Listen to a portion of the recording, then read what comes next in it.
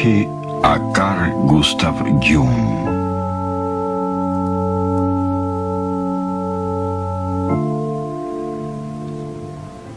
El agua, símbolo predilecto del inconsciente, es un tema central en la vida de Carl Gustav Jung. En efecto, lo ha sostenido, seguido e inspirado durante el transcurso de su existencia. Un nieto del gran psicoanalista suizo, también analista, el Dr. Dieter Baumann, en efecto me ha hecho notar algunas curiosas coincidencias. Jung nació a orillas de un lago, el lago de Constanza, y luego en la primera parte de su existencia se dejó llevar por la corriente del río.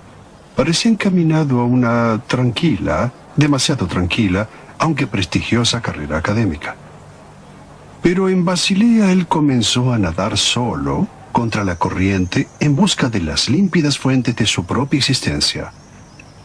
En la parte final de su propia vida, a orillas del lago de Zúrich, se siente atraído desde la profundidad de su propia alma por algunas consideraciones, algunas reflexiones fundamentales para la comprensión de la psiquis humana.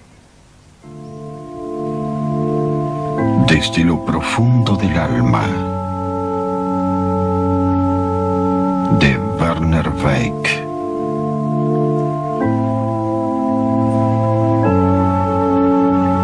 La historia de una vida comienza desde un punto cualquiera, a partir de cualquier detalle que recordemos por casualidad. Y en aquel punto, esta ya era muy compleja. Nosotros no sabemos lo que será la vida, por lo tanto la historia no tiene inicio y solo vagamente se puede intuir la meta. El recuerdo de los hechos exteriores de mi existencia en gran parte se ha desteñido o está desvanecido en la nada. Pero mis encuentros con la otra realidad, los choques con el inconsciente, han quedado impresos en forma indeleble en mi memoria. Cualquier otra cosa al respecto ha perdido importancia. Puedo comprenderme a mí mismo solo en relación a los hechos interiores. Estos son los que han caracterizado mi vida. Por eso es que hablo principalmente de estas experiencias. Los sueños y las fantasías constituyen de igual manera la materia prima de mi actividad científica. Han sido para mí el magma incandescente del cual nace, cristalizándose, la piedra que debe ser esculpida.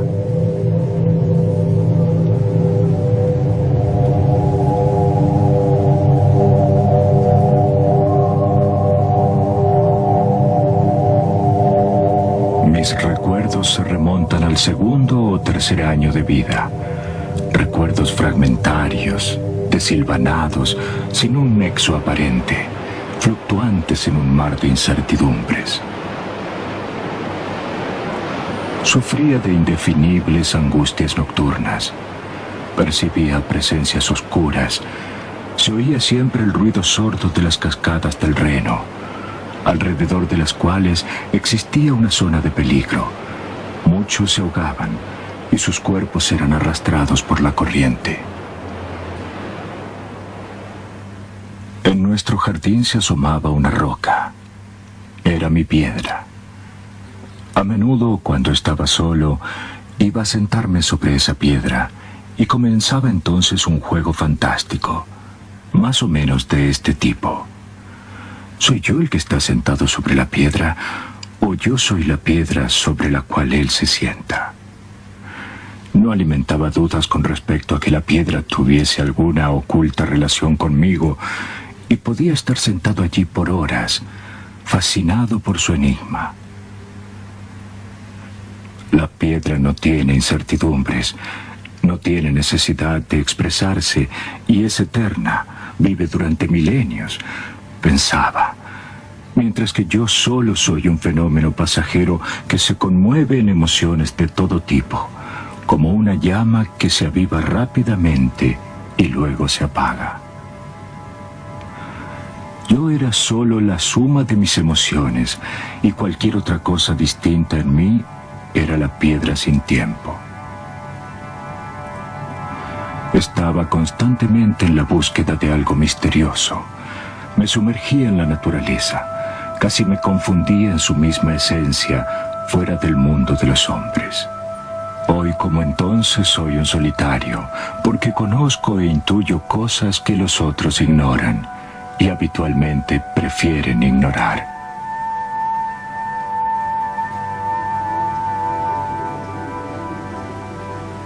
El matrimonio de mis padres fue una prueba de aguante plagada de dificultades.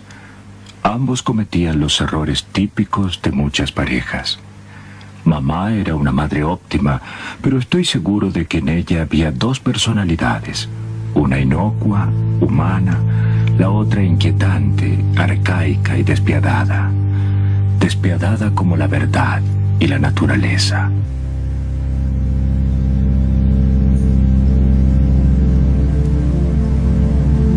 También yo poseo esta naturaleza arcaica que en mí se combina con el don, no siempre agradable, de poder ver a la gente y a las cosas como realmente son.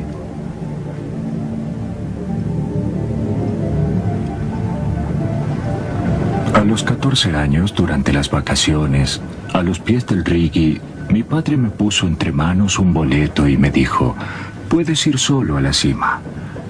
Yo estaba sin palabras por la felicidad. La locomotora comenzó a treparse hacia las alturas vertiginosas, donde abismos y paisajes siempre cambiantes se abrían a mis ojos, hasta que por fin llegué a la cima, y allí, en aquel aire insólitamente ligero, contemplé inimaginables lejanías.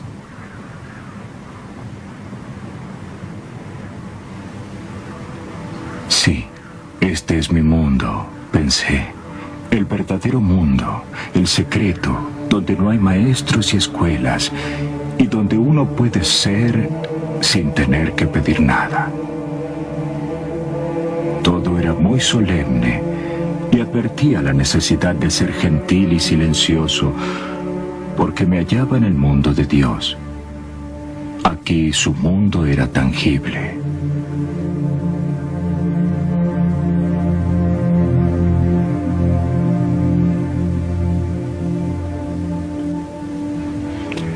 A los 20 años, cuando estudia medicina en Basilea, Jung siente ya una profunda desazón frente a los caminos recorridos. También el peso oprimente de la tradición en esta ciudad le resulta insoportable.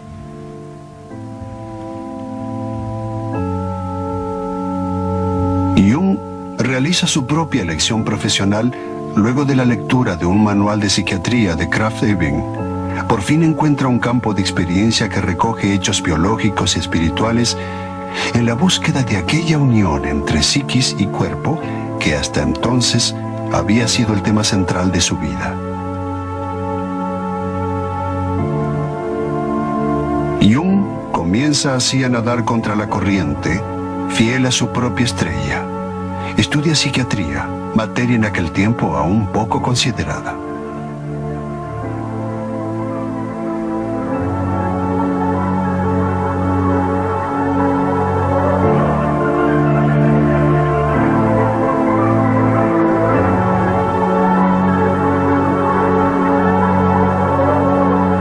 Mis intereses y las investigaciones estaban dominados por un grave problema. ¿Qué sucede realmente con los enfermos mentales? Era una cosa que entonces no alcanzaba aún a comprender, y en la cual ninguno de mis colegas se había interesado nunca.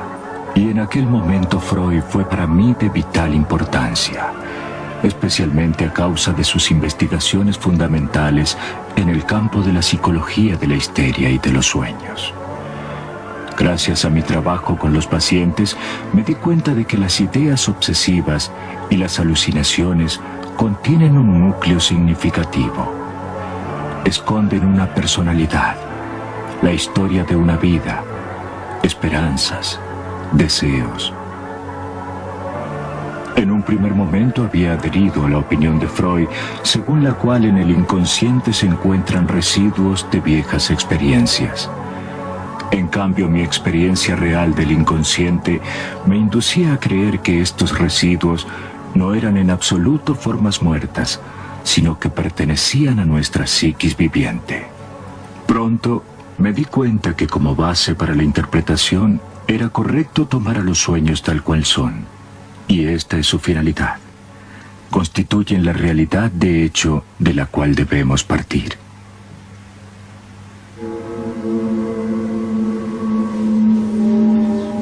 El sueño es la pequeña puerta oculta que conduce a la parte más escondida e íntima del alma, abierta sobre la originaria noche cósmica que ya era alma mucho antes de que existiera la conciencia del yo. La conciencia divide, pero con el sueño nosotros penetramos en el hombre más profundo, universal, verdadero y eterno, aún inmerso en la oscuridad de aquella noche primitiva en la cual él era todo y todo era en él, en la naturaleza indiferenciada y privada de todo yo. Desde esta profundidad que une todo, nace el sueño. De esta manera, con largos giros, nosotros debemos conducir al individuo a una zona oscura, irrisoriamente insignificante, irrelevante e inesencial de su alma. Y debemos hacer esto siguiendo un camino que ha sido abandonado desde hace tiempo, reconocido como ilusión o aún tontería. Esta zona no es otra cosa que el fugaz, efímero, grotesco producto de la noche, el sueño. Y el camino es la comprensión del sueño. Ocuparse de los sueños significa tomar conciencia de sí. El arte de interpretar los sueños no se puede aprender de los libros. Nadie que no se conozca a sí mismo puede conocer al otro. Y en cada uno hay un otro que nosotros no conocemos, que nos habla a través del sueño y que nos comunica una imagen distinta de la que tenemos de nosotros mismos. Puesto que los sueños me interesaban profundamente, me sentí comprometido a sondear, en primer lugar, mi propia psiquis. Se desencadenó un flujo incesante de fantasías. Estaba inerme frente a un mundo extraño, donde todo parecía difícil e incomprensible. Y tal vez, si no hubiese traducido las emociones en imágenes, me habrían destruido los contenidos del inconsciente.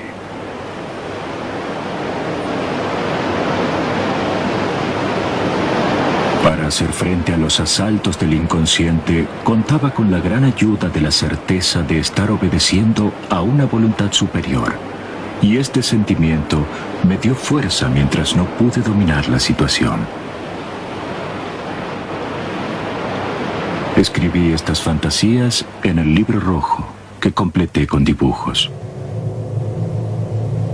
Puse toda mi atención en tratar de comprender una por una todas las imágenes y de clasificarlas lo más racionalmente posible, y sobre todo de actuarlas en la vida.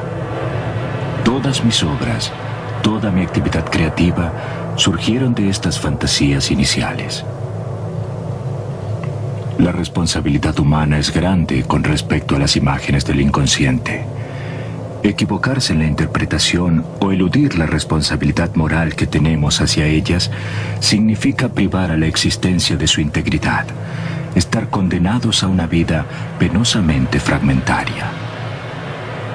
He trabajado en este libro durante 16 años.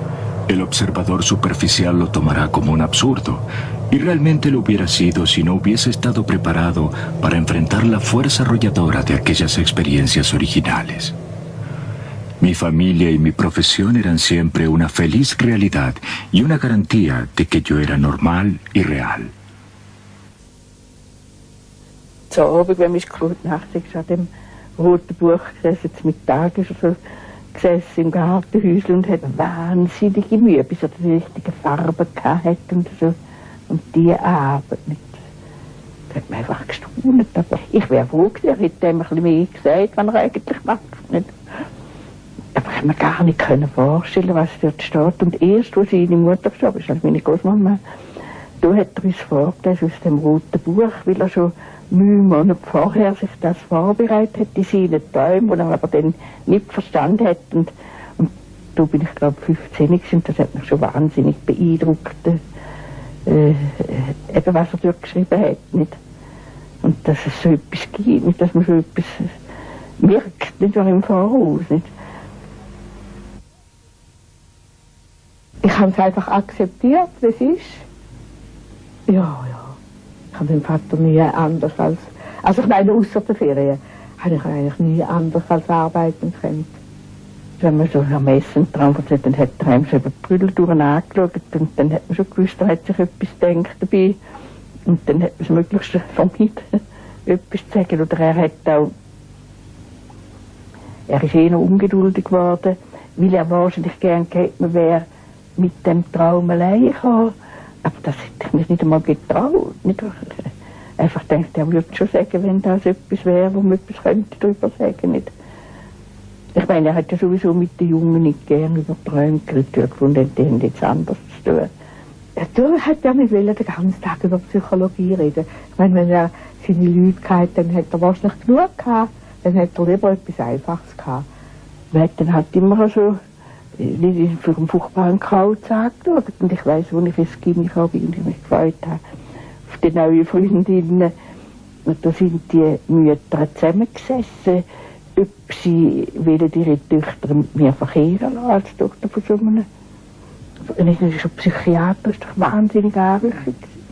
Und ich weiss, als ich 12 war, habe ich mal so einen Schulschatz gehabt, bin mit dem spaziert. Und dann hat ein Freund, der hat einen älteren Bruder gehabt. Und dann hat der Freund dem gesagt, was du erlaubst dem Bruder mit der Tochter von so einem verrückten Stiefel rumzulaufen. En 1918-19 me encontraba en Château d'Aix como comandante de los internados de guerra. Allí cada mañana dibujaba un pequeño círculo, un mandala. Así podía, día a día, observar mis transformaciones psíquicas. Entendía poco de los dibujos, pero me parecían muy significativos y los cuidaba como piedras preciosas. En ellos veía cómo operaba el ser, mi totalidad.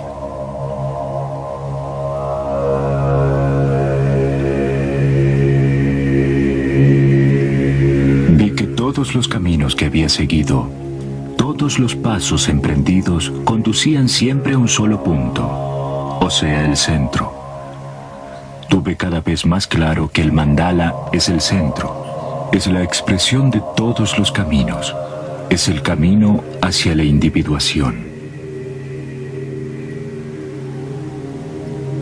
Dios es una esfera infinita, o un círculo, cuyo centro está en todas partes y la circunferencia en ningún lugar.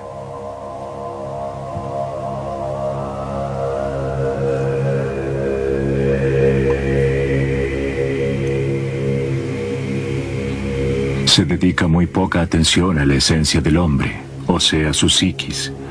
A menudo he visto personas volverse neuróticas por haberse conformado con respuestas inadecuadas o equivocadas a los problemas de la vida. Buscan la posición, el matrimonio, la reputación, el suceso exterior o el dinero, pero son infelices y neuróticas, aun cuando han obtenido todo lo que buscaban. A menudo las personas de este tipo se relegan a un horizonte espiritual demasiado estrecho. Su vida no tiene suficiente contenido, no tiene significado. Si consiguen adquirir una personalidad más amplia, generalmente su neurosis desaparece. Entre los así llamados neuróticos de nuestro tiempo, hay muchos que en otras épocas no lo hubieran sido, o sea que no hubieran estado en desacuerdo con ellos mismos. Si hubiesen vivido en una época y en un ambiente en que el hombre, a través de los mitos, estaba aún en relación con el mundo ancestral y por lo tanto con la naturaleza experimentada realmente y no vista solo desde el exterior, habrían podido evitar este desacuerdo con ellos mismos. Hoy se quiere oír hablar de grandes programas políticos y económicos, o sea, justamente de aquellas cosas que han conducido a los pueblos a empantanarse en la situación actual. Y he aquí que uno comienza a hablar de sueños y de mundo interior. Todo esto es ridículo. ¿Qué se piensa obtener frente a un gigantesco programa económico, frente a los así llamados problemas de la realidad?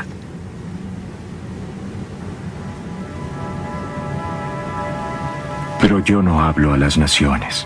Yo me dirijo solo a pocos hombres. Si las cosas grandes funcionan mal, es solo porque los individuos funcionan mal, porque yo mismo funciono mal. Por lo tanto, para ser razonable, el hombre deberá comenzar por examinarse a sí mismo. Y puesto que la autoridad ya no consigue decir nada, necesito conocer las raíces íntimas de mi ser subjetivo. Es clarísimo que si el individuo no se renueva espiritualmente, ni siquiera la sociedad puede renovarse, puesto que ella consiste en la suma de los individuos.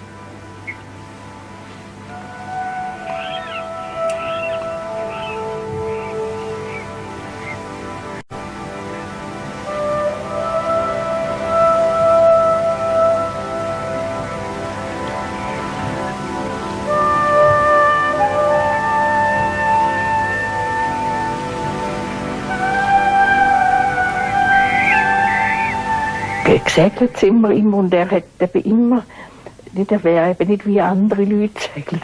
Oder dann hat man immer die Nordpolfahrten gemacht im Winter, wenn es eiskalt war. Nicht ist man dann gegangen, wo kein Mensch mitgegangen ist. Nicht? Und so. Das war wunderschön gewesen. Da ist ja immer ein bisschen Morgennebel. Und dann sind wir abgefahren und der Franz, eben, der hat dann die Nebeltrompete blasen, Nebelhorn, alle 2 Minuten. Und bis dann so um die 10 ist dann der Nebel weg und dann hat man dann schön können frei fahren. Und dort hat er uns vorgelesen, weil man dann vor dem Wind das drauf ist, so ist so ein schöner, sanfter, gleichmäßiger Wind, hat er dann vorgelesen. Ich weiss, einmal hat er uns die 4 Zweige des Mabinogi vorgelesen. Das sind so keltische Sagen. Das ist sehr schön gewesen.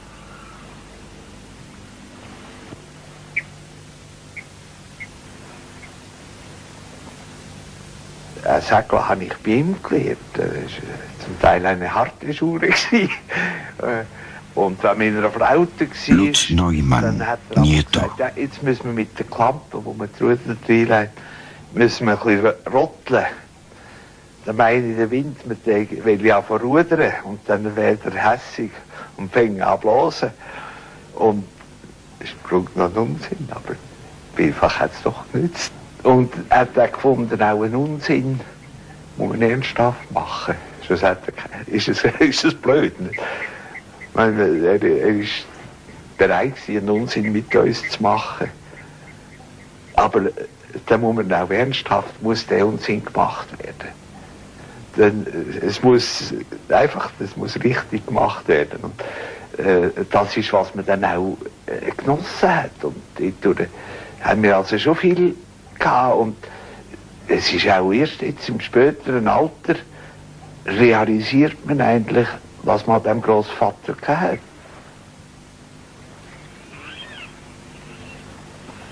Wenn man auf die Inseln ist gesegelt und da war man total naturverbunden gewesen. Man ist im Zelt geschlafen 4 Wochen und ich hatte einfach auch bei wüstem Wetter. Sind halt nur die Zelte da gewesen. Und kochen hat man müssen schauen unter einem Sonnenschirm oder einem Regenschirm. Und dann in der Nacht, wissen Sie, so die Wasservögel, die man also gehört hat, so einzelne und so ein bisschen das Plätschern. Dann hat man also ein bisschen im Lagerfeuer, hat er dann erzählt oder man hat auch geschwätzt, aber er hat dann meistens eigentlich ja das Erzählen gehabt. Das sind schon wirklich verzauberte Nächte für mich. Dann hat er eben die Zeltler aus England, es hat gar kein Zelt gegeben und dann hat er so Offizierszelt gehabt. Dann sind wir auf die Insel und dort campieren. Das hat natürlich dazu mal auch niemand gemacht. Nicht? Und es ist immer so ein bisschen mit Abenteuer verbunden gewesen. Und dann haben wir natürlich furchtbar lustig gehabt. Nicht? Und dann eben im Sommer hier in der Bergtour, aber immer auf nicht begangenen Wegen. Das ist natürlich für Kinder lustig. Nicht? Also, aber ich begriff, dass man manchmal so ein bisschen gebankt hat.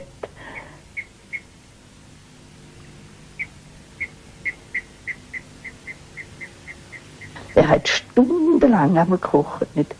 Also einmal, da hat es so furchtbar geregnet und dann sind wir alle bachnass gewesen, dann sind wir im Zelt gesessen und das Zelt ist so feucht gewesen, dass wenn man dran kam, ist man sofort nass geworden.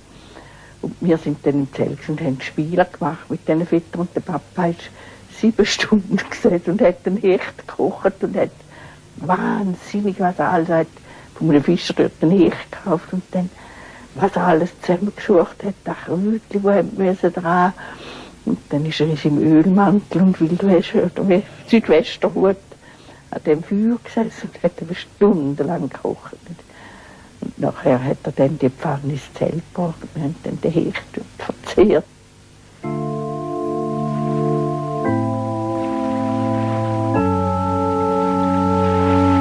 Gradualmente, a través de mi trabajo científico, pude dar a mis fantasías una sólida base. Papel y palabras, sin embargo, no me daban la impresión de ser lo bastante concretos. Necesitaba algo más. Tenía que hacer una profesión de fe en piedra. Este fue el comienzo de la torre, la casa que me construí en Bollingen.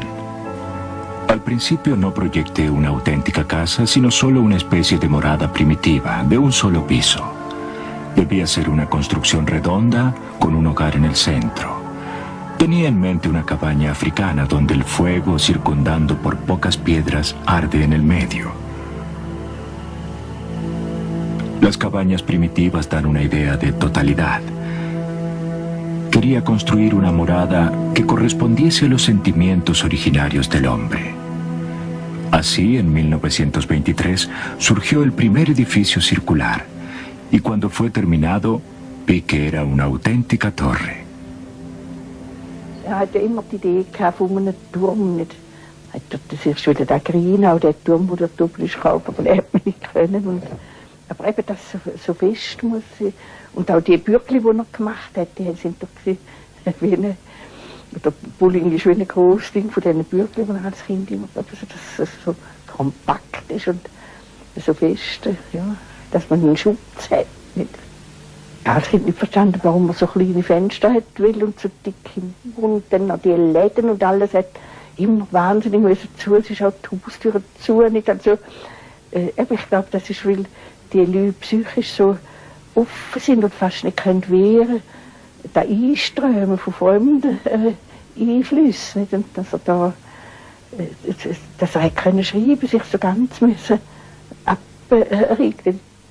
Bevor er den Turm zu Bollingen gebaut hat, ist er dort 6 Wochen in Steinbruch gegangen, zum leeren Stein bearbeiten, Stein spalten. Er hat sich immer bemüht, diese Sachen alle kennenzulernen. Und er war schon sehr vielseitig begabt gewesen, nicht nur geistig, auch handwerklich. Er konnte zeichnen und malen und Bildhauern. En 1927 hice agregar la construcción central. Transcurridos otros 4 años, la dependencia en forma de torre fue transformada en una verdadera torre. Y en 1935, luego de otro intervalo de 4 años, construí el 4.º elemento.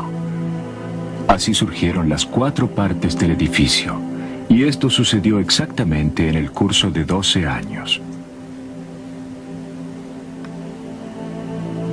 En Bollingen me encuentro con mi verdadera naturaleza, con lo que me expresa profundamente a mí mismo.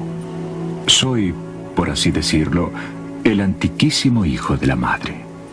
La torre es un lugar en cierto sentido de maduración, de seno materno, en el cual es posible volver a ser lo que fui, soy y seré.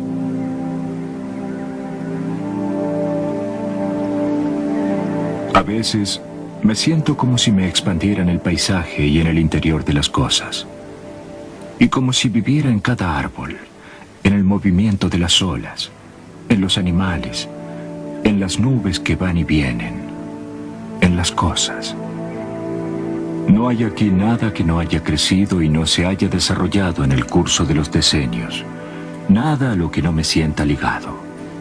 Todo aquí tiene su historia y la mía. Es el espacio para el infinito reino subterráneo de la psiquis.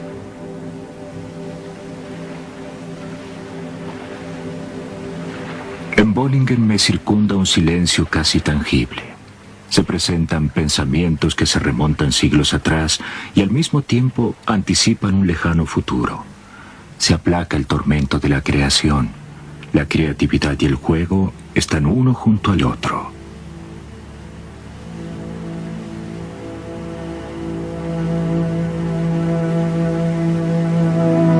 He renunciado a la corriente eléctrica. Yo mismo enciendo el hogar y la estufa. Y de noche enciendo las viejas lámparas. No hay agua corriente y bombeo el agua de un pozo. Parto la leña y cocino la comida.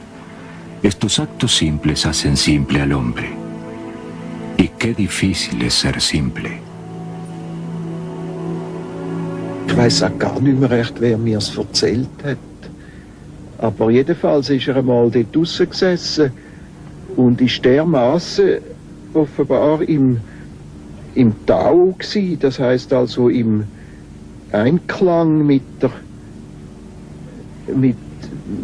Welt um sich herum, dass ein Vogel ist ihm auf den Kopf stehen und ist 10 Minuten dort geblieben.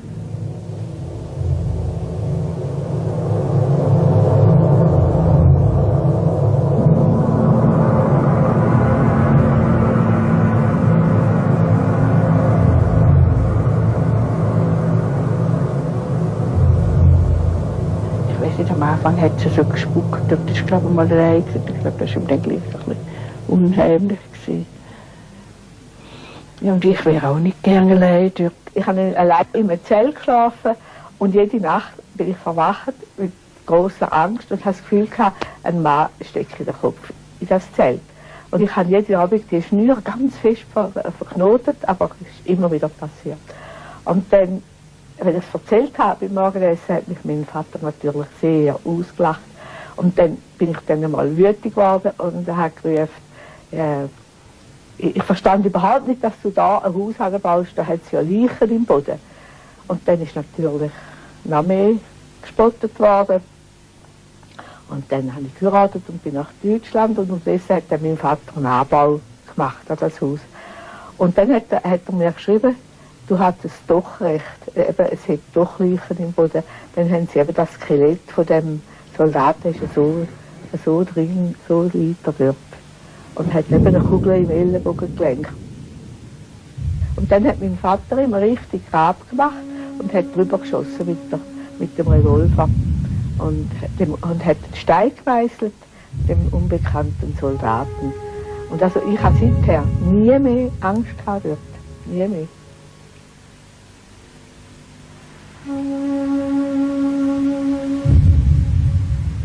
En 1950, erigí una especie de monumento de piedra para expresar lo que la torre significaba para mí. Sobre el lado que asomaba al lago, dejé que fuese la misma piedra la que hablara en una inscripción latina. Soy huérfano, solo, pero me encuentran en todas partes. Soy uno, pero tengo frente a mí a mi opuesto. Soy al mismo tiempo joven y viejo. No tengo padre ni madre, por eso deben sacarme de la profundidad como un pez. Por esto caigo del cielo como una piedra blanca. Vago por montes y bosques, pero estoy oculto en lo íntimo del hombre. Para todos soy mortal, sin embargo el mutar de los tiempos no me toca. Aquí está la piedra común cuyo precio es muy modesto. Cuanto más es despreciada por los tontos, tanto más es amada por los sabios. El tiempo es un niño que juega a los dados. Este es Telésforo, que recorre las oscuras regiones del cosmos y desde lo profundo resplandece como una estrella. Indica el camino hacia las puertas del sol y a la tierra de los sueños. Als Kind, wenn wir den Sonntagmorgen Spaziergang gemacht, wenn einer Pfütze war, hat er immer mit seinem Stock müssen die ablaufen und Kanäle machen, also bei jedem Bächli immer. Und dann später es ist dort in Bollingen immer so eine Quelle gewesen, wo dann immer so kleine Gerinnsel da runter sind. Und im Frühling, wenn es nicht viel Wasser hatte am See, dann war er dort, wir haben dann auf einem kleinen Stühle gesessen, stundenlang. So. Und ich glaube, da hat er so seine Gedanken, dass die auch den rechten Lauf gehen, eben immer begleitet, eben von etwas Konkretem. Er ist natürlich der Quelle vom Leben und vom Sinn nachgegangen, würde ich sagen. Und das hat er aber so gemacht und hat es eben auch in seiner Forschung gemacht. Und das ist aber das Gleiche, sind zwei Aspekte absolut vom Gleichen gewesen. Also man kann eigentlich sagen, dass er symbolisch gelebt hat. Also Symbol, wo eben sowohl die Physis wie der Geist einschliessen. El mar en el cual nadan los peces inconscientes está ya en su final. El agua se encuentra dentro de la pecera, o sea, en el jarrón de la conciencia. Estamos escindidos del instinto, del inconsciente. Por lo tanto, debemos nutrir el instinto para no volvernos áridos. Por eso la pecera da de beber al pez. Er hat durch nach Sport immer so wahnsinnig gemeistert, an diesen Bildhauerarbeiten. Und ich glaube, dort ist er fast über seine Kräfte gegangen. Darum ist es wahrscheinlich der Teufel gewesen. Er hat furchtbar sorgfältig Materie behandelt. Al bellísimo Atis, por el eterno esplendor de la vida.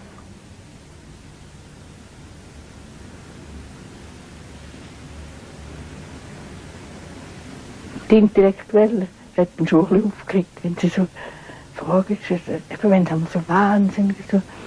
Und dann, wenn er da etwas meißelt oder schnitzt oder malt, das ist doch das Realisieren. Nicht? Ich meine, dass man es sieht, und die Leute meinen immer, wenn sie so schwätzt, das sei das Realisieren. Nicht? So, und berauschen sich dann so an den Traumbildern. Nicht? Er hat immer gut Bekannten, wo dort irgendwelche Schwierigkeiten gehabt hat, er gefunden, er wäre jetzt reif für eine Analyse. Ne? Und dann hat er zu dem gesagt, blödes Zeug, isst du ein Servala. Und hat ihn damit eine Art wieder auf den Boden runtergeholt. Und er hat eben nicht überall als gross auf und zeigen, wie gescheit er ist, sondern er war sehr bodenständig und real. Und hat darum auch können, mit dem einfachen Mann, mit den Handwerkern auf dem Bau, hat er sich bestens unterhalten. Nicht? Und die haben ihn verstanden und er hat sie verstanden.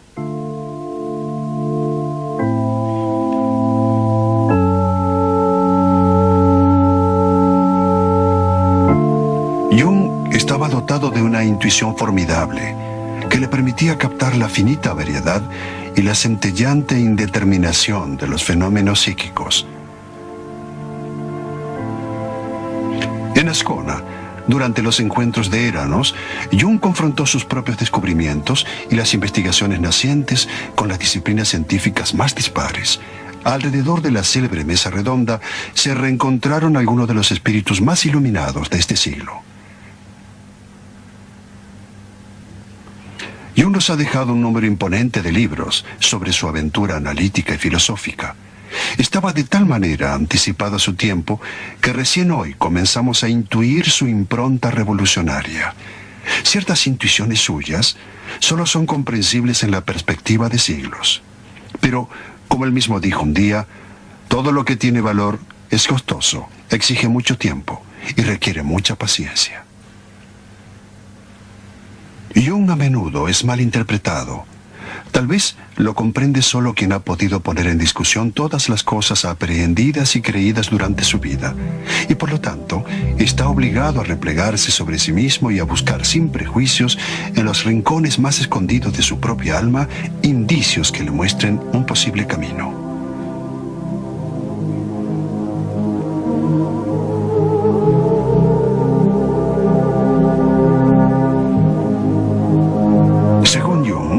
Cada hombre y cada mujer llevan dentro de sí una parte del otro sexo, tanto biológica como psicológicamente.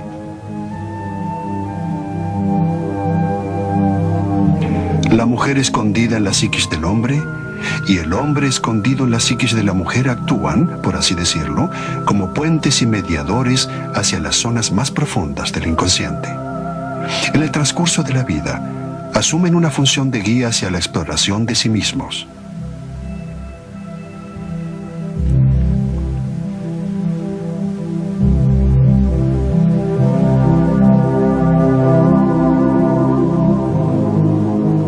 Durante la reunión de Eranos, Jung presentó, entre otras cosas, su idea de arquetipo, palabra que etimológicamente significa impronta originaria. Jung había observado que en los mitos, en las leyendas y en las fábulas de cada cultura, independientemente del lugar de procedencia, retoman con frecuencia temas e imágenes dominantes. Estas mismas imágenes, Jung las encontró con sorprendente precisión en los sueños, en las alucinaciones y en las fantasías de sus pacientes, y dedujo que ellas representaban las piedras constitutivas de nuestra psiquis originaria.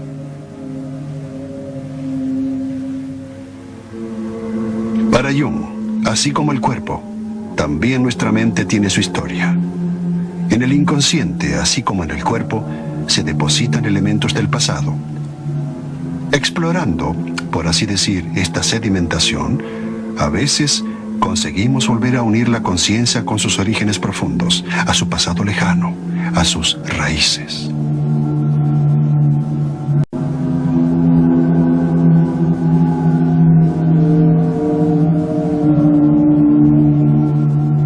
Entre los intereses fundamentales de Jung estuvo seguramente el estudio de la alquimia. Los alquimistas, a través de un laborioso y fatigoso proceso, trataban de transformar el plomo en oro. Buscaban la piedra filosofal o la medicina universal. Los más profundos y menos ingenuos se dieron cuenta de que este largo proceso de transformación de la materia en realidad involucraba e implicaba profundas transformaciones psíquicas y espirituales.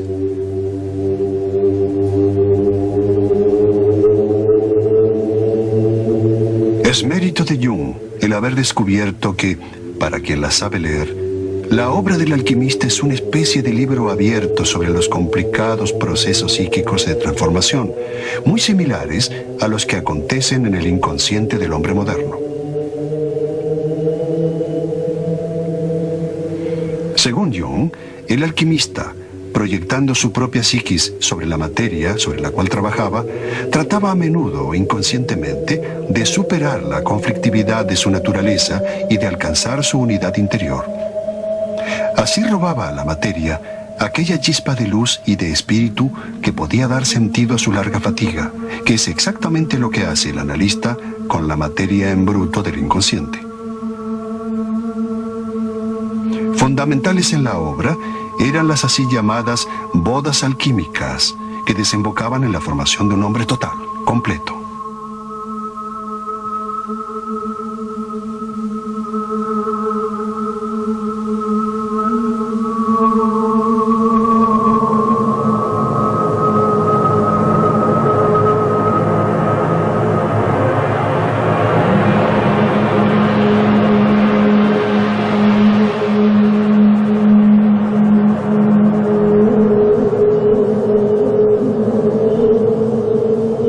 De 1944 me fracturé una pierna y a esta desventura le siguió un infarto cardíaco.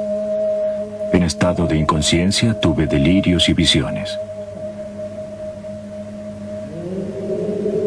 Me parecía estar suspendido en lo alto, en el espacio, y debajo de mí, lejos, veía el globo terrestre envuelto en una espléndida luz azulina y distinguía los continentes y el azul oscuro del mar.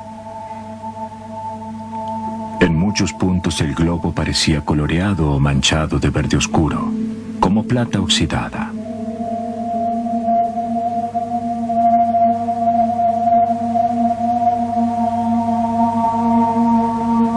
Descubría el desierto amarillo rojizo de Arabia, como si la plata de esta tierra hubiese tomado un matiz de oro rojizo. Luego seguía el Mar Rojo.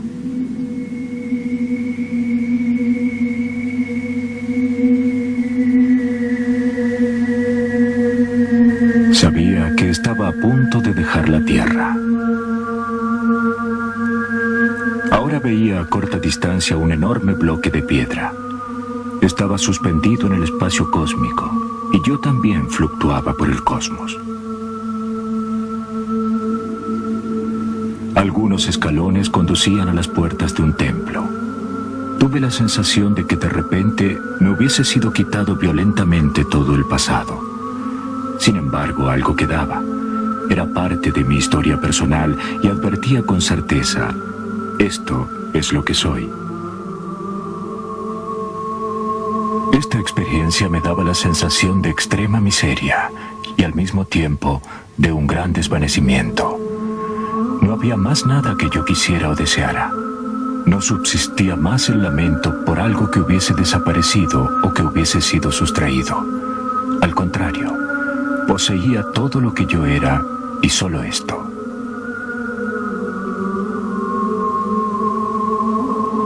Ahora tenía la certeza de entrar en una sala iluminada y de encontrar allí a todas aquellas personas a las cuales en realidad pertenezco. Allí finalmente habría entendido de qué nexo histórico dependían mi yo y mi vida. Y habría conocido todo lo que había sido antes de mí, el porqué de mi llegada al mundo y hacia qué cosa debía continuar fluyendo la vida. Pero de improviso desde abajo, desde la dirección de Europa, fluía la imagen de mi médico. Me dijo que había una protesta en contra de mi decisión de irme. No tenía derecho a dejar la tierra donde debía regresar. La visión terminó. Después de la enfermedad comenzó para mí un fructífero periodo de trabajo. Muchas de mis obras principales fueron escritas solo entonces. El conocimiento o la intuición que había tenido del fin de todas las cosas me dio el coraje para iniciar nuevas formulaciones. De allí en adelante nunca me libré completamente de la impresión de que esta vida era solo un fragmento de la existencia que se desarrolla en un universo tridimensional dispuesto a tal fin.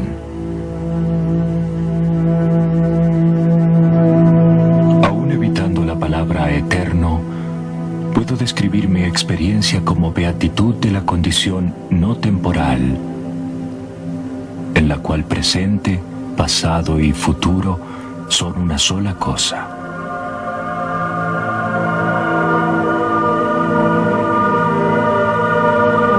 Es decisivo que el hombre esté orientado hacia el infinito.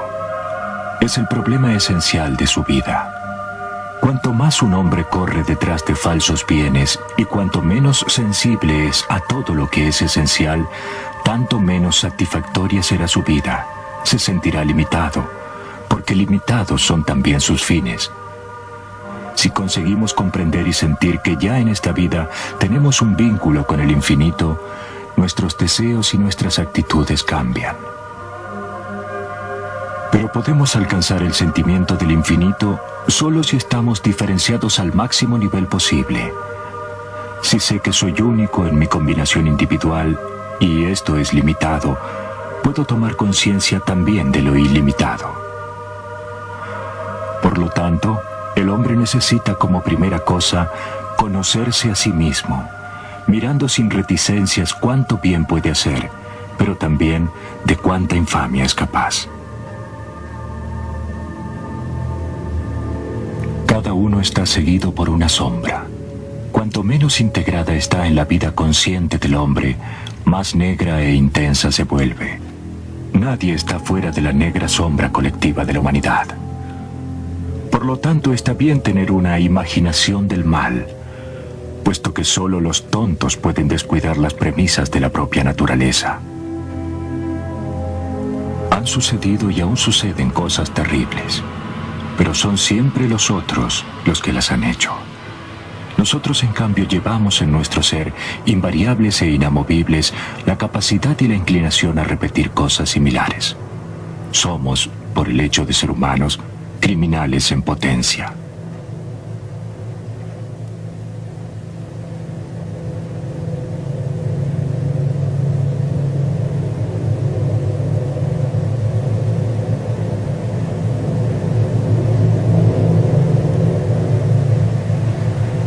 Tanto en mi experiencia de médico como en mi vida, me encontré repetidamente frente al misterio del amor, y nunca fui capaz de explicar lo que esto era. Aquí se encuentran lo máximo y lo mínimo, lo más remoto y lo más cercano, lo más alto y lo más bajo, y no se puede hablar nunca de uno sin considerar también al otro. El amor sufre cada cosa y soporta cada cosa. Estas palabras dicen todo lo que hay para decir. No hay nada para agregar. Porque nosotros somos, en el sentimiento más profundo, las víctimas o los medios y los instrumentos del amor cósmico. Siendo una parte, el hombre no puede entender el todo. Está a su merced. El amor nunca está excluido, ya sea que hable con el lenguaje de los ángeles, como que trace la vida de la célula con exactitud científica, remontándose hasta su último fundamento. Si posee un granito de sabiduría, el hombre depondrá las armas y llamará a lo ignoto con lo más ignoto, o sea, con el nombre de Dios. Será una confesión de imperfección, de dependencia, de sumisión, pero al mismo tiempo un testimonio de su libertad de elección entre la verdad y el error. Sobre el frente de su casa de Küsnacht, Carl Gustav hizo grabar una inscripción en latín. El primer hombre viene de la tierra y es terrenal. El segundo hombre viene del cielo y es espiritual. Aunque tú lo llames o no, Dios estará presente. Jung murió el 6 de junio de 1961, en medio de las grandes imágenes que llenaban su alma. Había erigido un monumento al demonio creativo que lo había empujado durante toda su vida a perseguir sus propias visiones y a regalar al mundo algunas geniales intuiciones psicológicas, tal vez aún no comprendidas y aceptadas del todo. Lo llamó Atma Victu, soplo de vida.